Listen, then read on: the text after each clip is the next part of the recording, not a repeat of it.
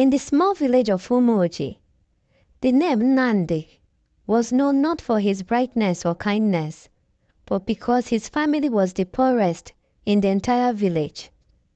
His father, Okeke, was a palm wine tapper.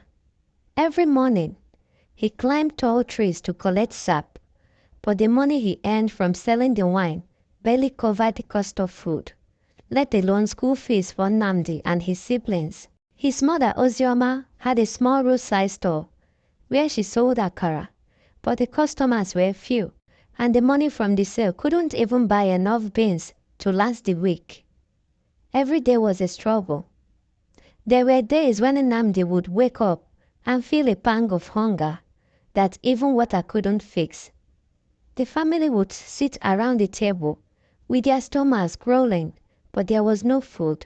The little yam they had was being used sparingly, and sometimes Nnamdi's mother would pour a tin soup over their boiled yam, hoping it would fill their stomach. Yet it was never enough. The shame was always there, lurking in every corner. Nnamdi's father would avoid the village square, where everyone gathered after church. The villagers would gossip, talking about how Okeke's family had not paid their debts, how they had borrowed money from the market women for months, and how they had no money to pay. Every time Okeke tried to borrow some palm oil to cook with, he was turned away with a "come back next time." "Okeke, this is the third time. When will you pay us?" Okechukwu the trader would snap. "Do you think we can feed you for free?" Nnamdi would lower his head in shame, his heart heavy with the feeling of being a burden to his family. There were days when he would stick off to the bush to cry alone, wondering if things would ever get better. His younger sister Nkiru would ask why he was so sad, but he would simply wipe his tears and say, "Nothing, Nkiru, we are just fine." Yet Nnamdi knew deep down that they weren't fine. It was during one of those painful moments that the news came. Uncle Eze, Okeke's cousin from Onitsha, had come to the village. He was a successful businessman who owned a large electronics shop in the heart of the city. His visits were always marked with excitement as he brought gifts and stories of his wealth. This time, he came with a proposition. "Nnamdi, my boy," Uncle Eze said one evening as he sat on the porch, sipping palm wine, "I see the struggles your family faces. I want to help. I'll take you to the city and train you in my business. I'll teach you how to make money, and you'll never have to worry again. I will settle you after 7 years, and you will become your own man." Nnamdi's heart raced as he listened. He had always dreamt of a life beyond the endless hunger and shame. A life where he could buy food without worrying about debts, where his family could live without fear. But his mother, Ozioma, hesitated. She knew how kind Uncle Eze seemed on the surface, but she had heard rumors about how hard and unkind he could be behind closed doors. "Eze, I don't know. It's so far. What if something happens to him? What if he's mistreated?" Okeke, Nnamdi's father, reassured her. "Ozioma, this is our chance. Nnamdi will learn something in that city. He will come back better. He will bring honor to us. We cannot let this opportunity slip away." And so, with a heavy heart and a small bag packed by his mother, Nnamdi said goodbye to his family and left for the city. Onitsha was a world so different from Umuoji. The streets were lined with tall buildings, and the noise of the bustling market felt like a constant chore. Uncle Eze's house in Awada was far from the village hut Nnamdi had grown up in. The walls of the house were painted white, and the furniture looked expensive, but there was an emptiness in the air that Nnamdi couldn't ignore. At first, everything seemed promising. Uncle Eze was kind, offering Nnamdi a room in his boys' quarters, a small space with a window that overlooked the busy streets below. He was given a job in his electronics shop, where he worked alongside 2 other apprentices Ebuka, and Chigozie. But soon, the kindness of Uncle Eze began to fade. One morning, after a long day of running errands for Uncle Eze, Nnamdi was exhausted. As he entered the kitchen to help Auntie Chinyere with dinner, she grabbed him by the arm. "Look at you! Can't you do anything right?"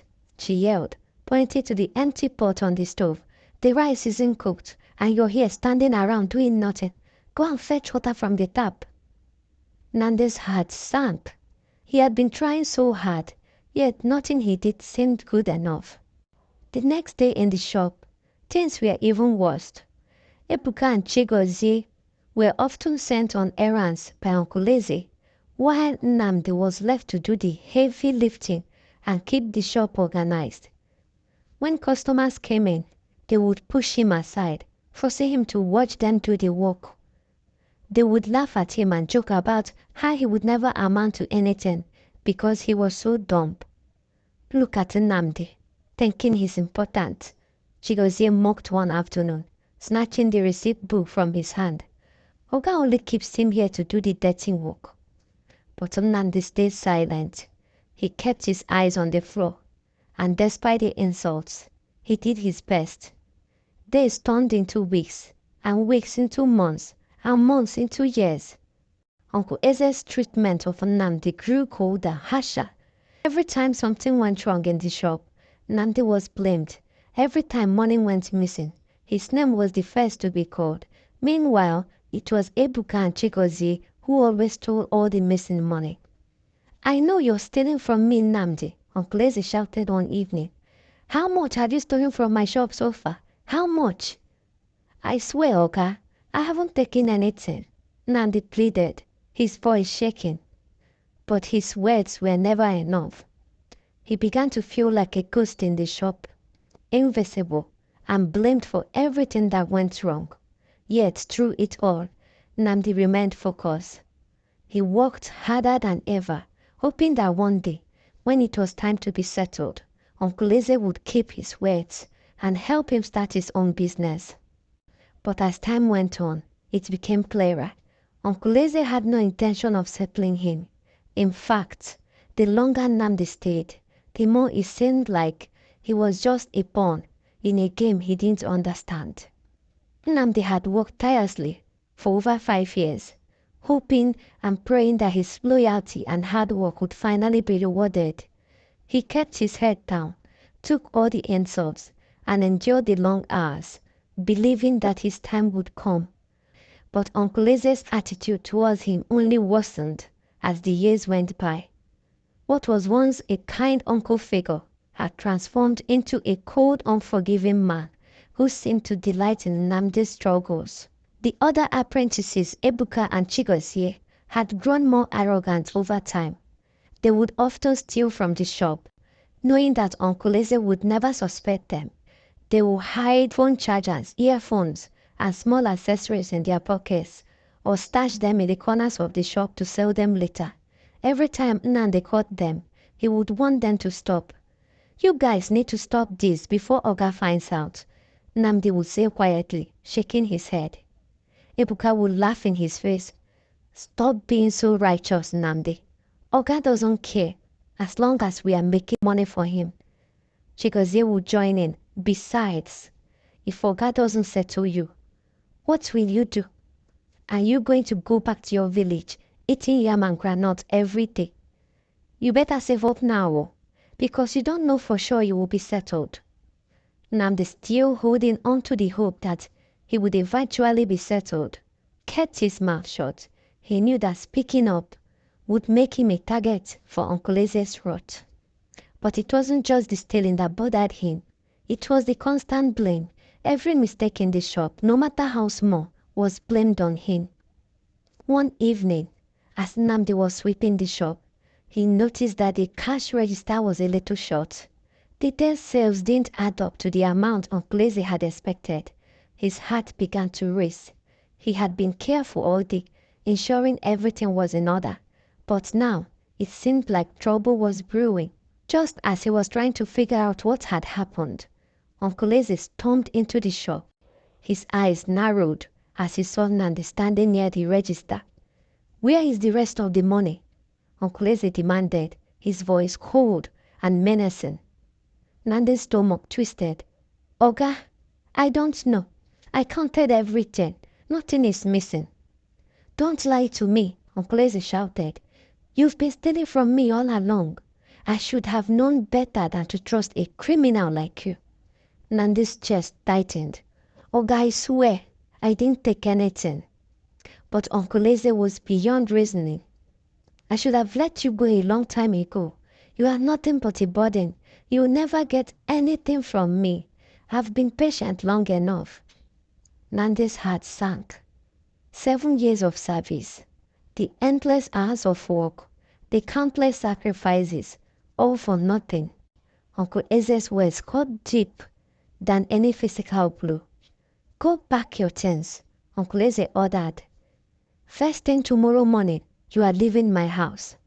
That night, as Nnamdi sat in his small room, surrounded by his few belongings and the other apprentices, the weight of betrayal pressed down on his chest. He had given everything for Uncle Eze, believing in the promises of a better future, and now he had nothing. He could hear the sound of laughter from Chigozie and Ebuka. Ebuka and Chigozie had watched everything unfold, but neither of them said a word. "Don't worry, Nnamdi," Chigozie said, with a smirk, his tone mocking. "You'll survive somehow. After all, you're used to suffering, right?" Nnamdi didn't respond. He just lay down on his bed, imagining what life awaits him once again at the same village he had left 7 ago, and how disappointed his family would be of him. He had imagined how he would be settled that year by Uncle Eze, and how he would make his family proud, grow in business, and then elevate his family from poverty. But all of that had crumbled. But deep down, he knew he wasn't going back to that village yet. He would stay in Onitsha and start from the scratch. The following morning, Uncle Eze watched Eze leave his big gate with his small sack bag. As Nnamdi stepped outside into the hot blinding sun, the enormity of what just happened hit him. He had been thrown out, discarded like a broken toe. He had nowhere to go, no money, no friends. The city of Onitsha, which had once seemed full of surprises, now felt like a cold and hostile place. But Nnamdi wasn't a quitter. He had learned to survive in the toughest of conditions, and he wasn't about to give up now. With no family to turn to, Nnamdi wandered the streets of Onitsha, his mind racing. He found a small, run-down shop selling second-hand clothes and offered to help the owner, a kind woman named Madam Ngozi, in exchange for a place to sleep and one meal each day. Madam Ngozi had seen many young men come and go, all with dreams of a better life, but she saw something different in Nnamdi. He was determined, hardworking, and kind. "You'll go far, Nnamdi," she told him one evening as they closed the shop. "You're very hardworking, but the world isn't as square as it seems. You just have to find your way." As the months passed, Nnamdi's situation slowly began to improve.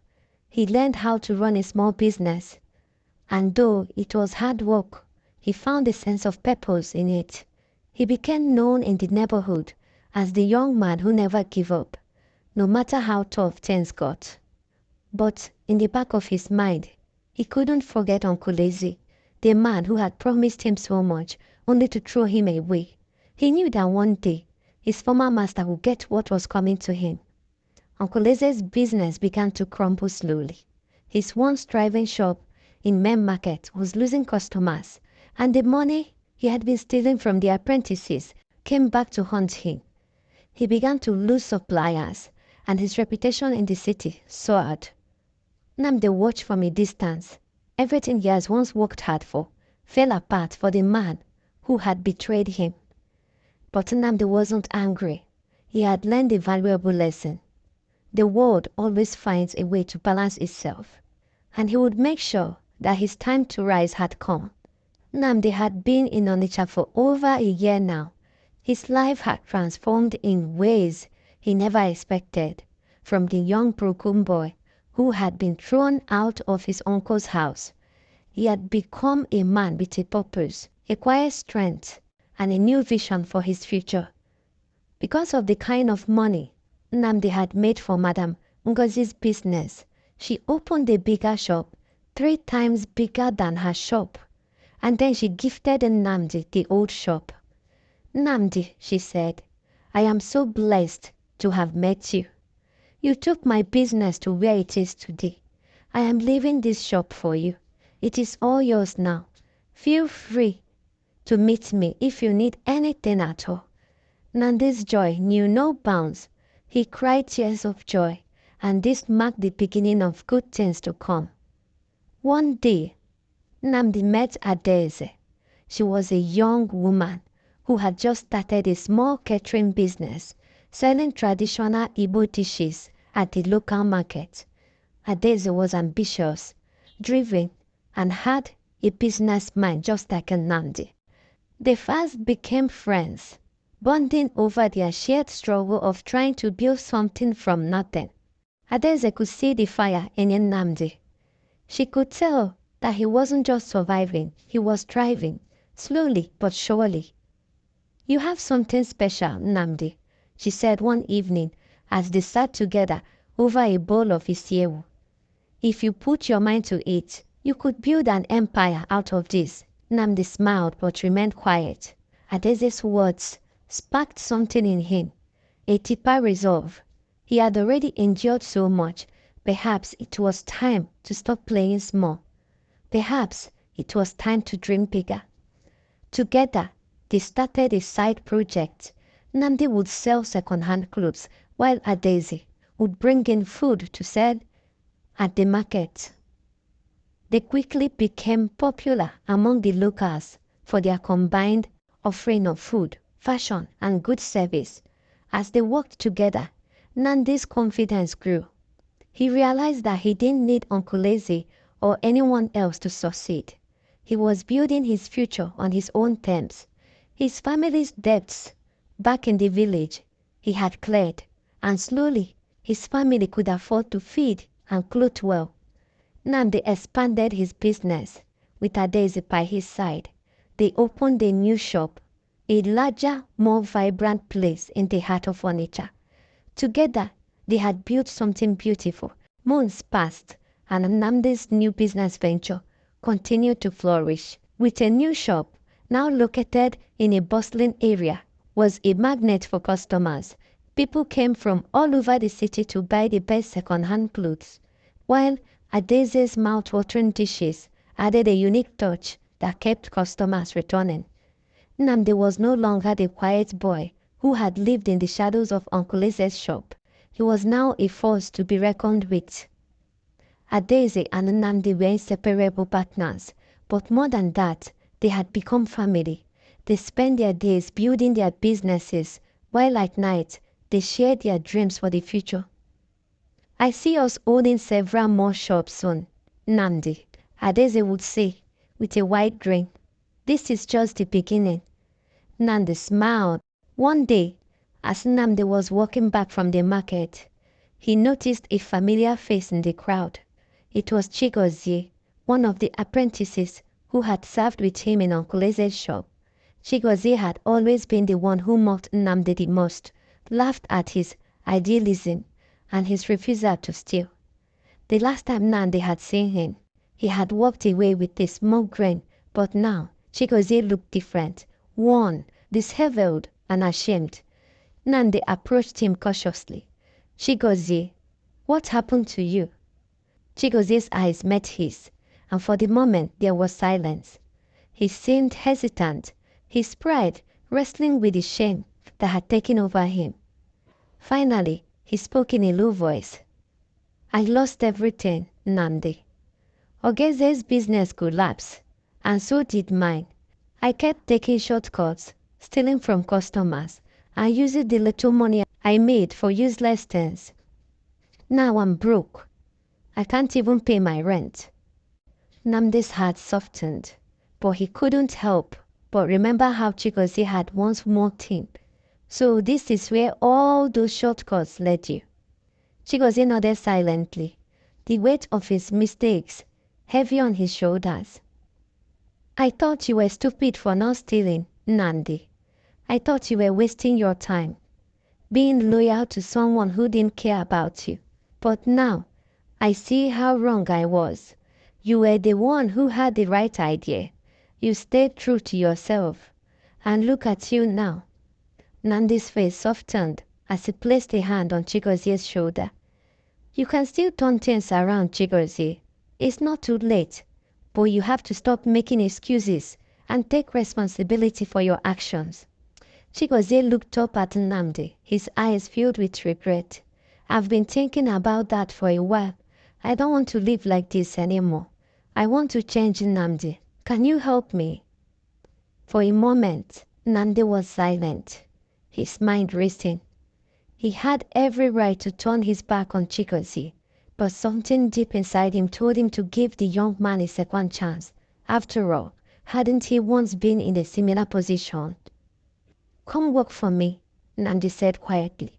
But this time, you're going to do things the right way.